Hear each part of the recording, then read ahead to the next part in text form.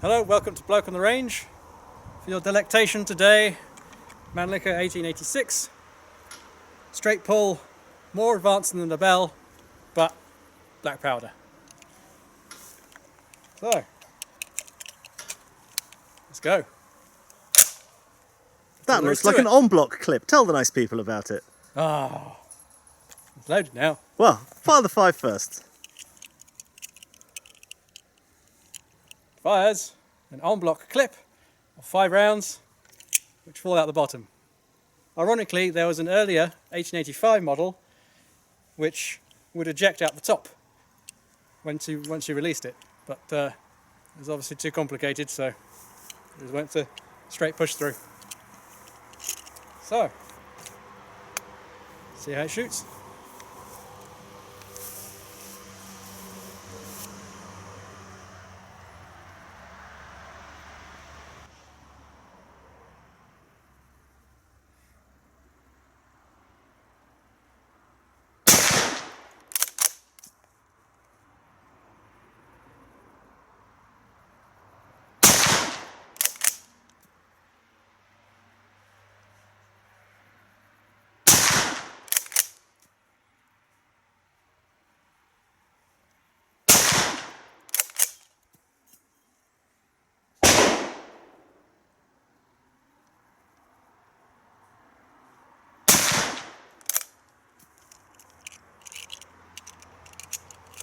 Woo.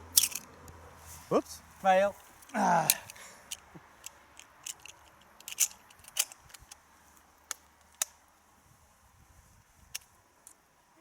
Yeah.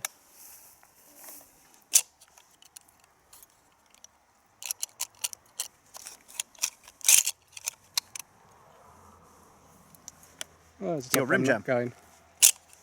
Yeah, rim jam. Okay, right, see, there's the A base is jamming on the lip at the back.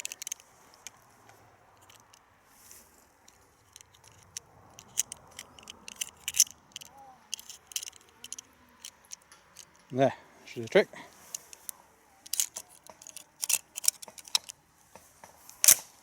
Ta-da!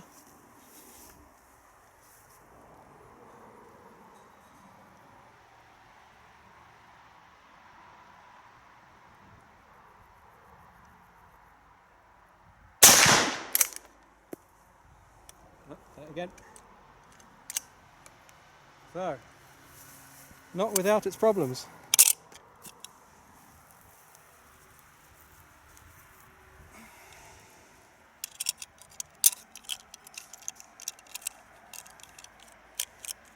Ooh.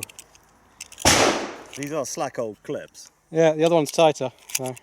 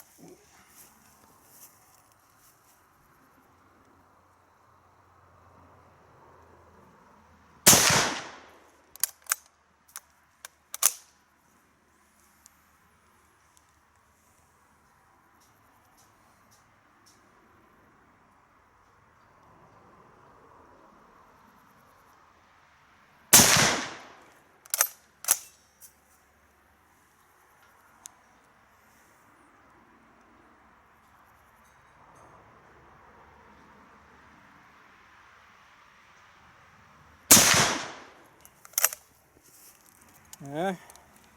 Woo! It's hot. So do you fancy taking this one back to the workshop to show people what's inside it? Oh, I think why not?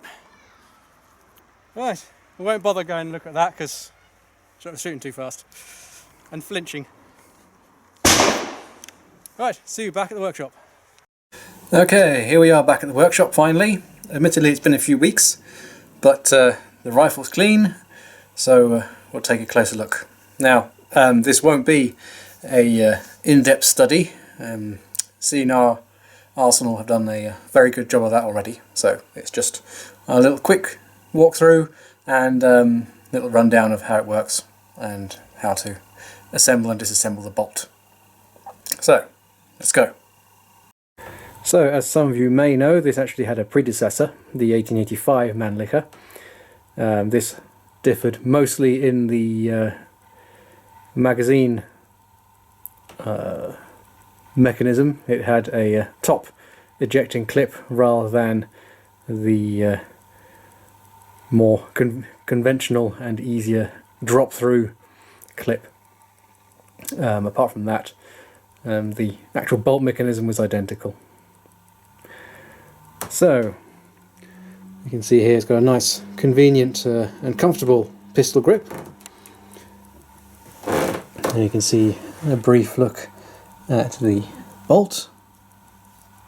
Two important elements are just visible there. There's the dropping locking block there, and the camming wedge just behind it. And this section here is the rear of the firing pin assembly. We have a little catch on the back of the magazine, which is for quick ejection of a loaded or even partially loaded clip. Ejection is basically done by the lifter pushing on whatever cartridge is left. So the residual spring pressure, once the clip is released, pops it out the top.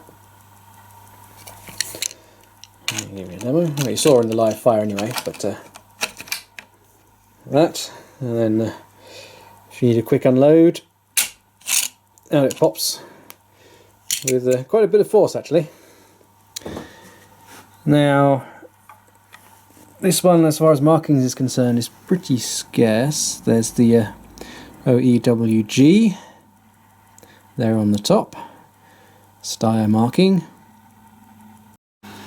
Apart from that, it doesn't really have any other markings apart from the serial number, which by the way matches stock and bolt and barrel. It doesn't have any Austrian military markings, nor does it have any of the South Americans or Chilean markings or any other, so I don't know where this one went. Found in Europe, but that's as far as it goes. The wood, as on many of these, is beaten up and dragged through many hedges backwards, but it doesn't have any cracks, so be thankful for small mercies. And the rear sight is quite interesting. On the left side we have 300 to 1500 Schritt, paces, and on the right side we have 1600 to 2300 Schritt. And the right side is meant to be used for indirect volley fire with this nifty little sight which pops out the side, which would then be lined up with this sight on the barrel band. Very fashionable, going with the times, I guess.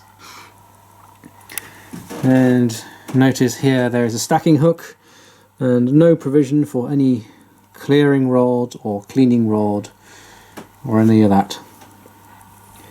And the front sight is dovetailed in, so it can be adjusted, which is a nice touch. Now the bayonet, which you see here, is actually incorrect. It's for an 1888 Siamese Mannlicher, but it was made to fit, so it illustrates the type of bayonet used anyway. So it was a departure from the typical sword bayonet, the yataghan curved blades that were popular at that time. So it was probably one of the first that went to something shorter. Right, now a few words about the clip. It's just a U shape, but still quite cleverly designed. The the top part which holds the top cartridge is actually pretty much cylindrical, which makes pushing out the cartridge quite simple. And it's also a feed for putting the rims in to the back. So this channel here houses the rims of the cartridges, so they all, you put them in one at a time through the top and they all slide down neatly on top of each other and get held firmly in place. Now these cases are Bertram from Australia, and the bullets are 446 diameter, which is exactly the same as I use for the Verndl. There's no real need to use any different bullet for one or the other. It's let me think, 360 grain, I believe. I do have one about somewhere. There you go. Like that. It's from a Seiko mould. Comes out very nicely and shoots very well. Right, now let's take a look at the bolt. So bolt removal is pretty easy. You just need to pull the tab out to the side, bolt release, and pull the bolt all the way to the rear until it comes out.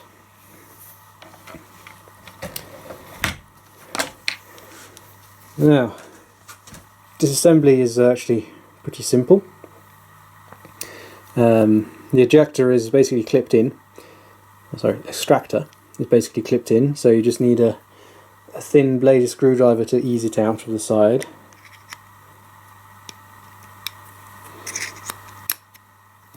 There we go, it pops out. The next step is to remove the bolt head. This one's been attacked by a screwdriver or something at some time. Wasn't me. You'll notice there's a small bevel here underneath, which makes stripping the next round out of the clip easily. So this just unscrews, and then you need to push out the firing pin, which is done just by putting a convenient bushing in there. This is a 4440 case, which fits perfectly. And push that down and then unscrew the catch on the back of the firing pin, and then you can release the firing pin. Now it's got one spring, which is responsible, of course, for biasing the locking wedge and providing the propulsion for the firing pin. So that must have been carefully calculated. And the last step is just to take the rear part of the bolt out. So here you can see the locking block with its channel here at the back, and the locking wedge with its T-shaped, which then mates into that channel. And so now you can really see the action without any springs. You can see when the spring forces this part in, forces the block down, and when you pull the bolt back, the first action lifts the bolt, and then the whole assembly rides back out of the back of the receiver. And there we are. While I'm at it, there's this interesting marking, Roman numeral 2 followed by Q, which is present on all the bolt parts and barrel bands and various bits and pieces. I've seen it on a few websites saying that this was a deliberate marking by Steyr to mark second quality goods for export. That they're for export maybe, but I'm highly skeptical of a company, specifically from a marketing point of view, deliberately marking their goods as inferior. So I think unless I've seen written proof from Steyr at the time that this was a doctrine, I'm remaining skeptical. It could of course be some total other meaning, and a literal translation of zweite Qualität just doesn't sound right either. Anyway, reassembly is perfectly simple. Let's reinsert the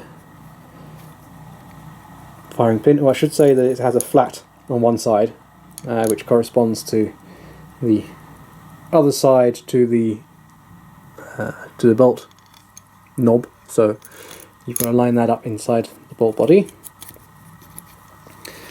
Once that's in, you take your bushing of choice again, push it all the way in, and screw in the back.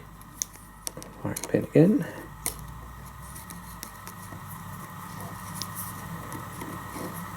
Until it lines up with the slot there at the back.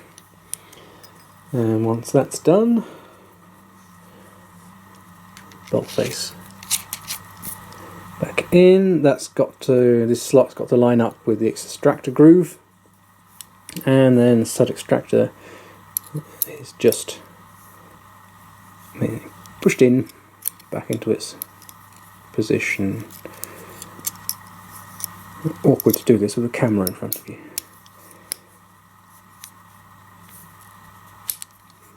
There. Now putting it back in the receiver can be a little bit fun sometimes. You can, of course, just put the bolt back and put a coin or something in there, but that would be cheating. So all it takes is a bit of dexterity. And bolt in while maintaining pressure, keeping everything pressed in, and there we go. Now, there is a safety, if you like. It's just this little piece here which pivots into the bolt way and prevents the bolt from moving back. Interestingly, there is no way to manually recock the bolt without working the action, at least partially. So if you get a misfire, you at least have to get it this far in order to recock the striker. But hey, that's the way they did it. So there we are. Oh, before I go, I forgot to mention one thing. This bolt does not have any primary extraction. There simply is no provision or camming action happening when you do the first movement and the unlocking of the bolt. Nothing happens here, which is quite unusual really. That only came when the Helix was introduced with the 1890 model. So yes, quite interesting. Anyway, I'll shut up now. Thanks for watching, and like and subscribe as usual. Don't forget to check Facebook and Patreon if you wish. See you again next time. Bye.